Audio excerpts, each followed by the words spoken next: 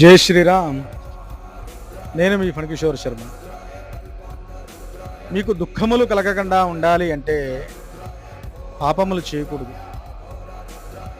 పుణ్యకార్యములే చెయ్యాలి. అట్లా పుణ్యకార్యములు చేసినట్లయితే ఈశ్వరుడు దాని సత్ఫలితాన్ని ప్రసాదింపజేయడానికి ఎల్లప్పుడూ సిద్ధంగా ఉంటాడు. ఉదాహరణకి, ఒక మనిషి బురదగుంటలో పడుకుని తన శరీరం నుండి పన్నీరు వాసన రావాలి అంటే సాధ్యం కాదు కదా.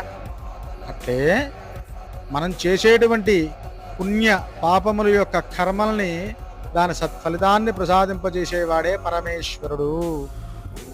ఈశ్వరుడు ఏది మన కంటికి కనబడేటట్టు ఫలితాలను ఇవ్వడు.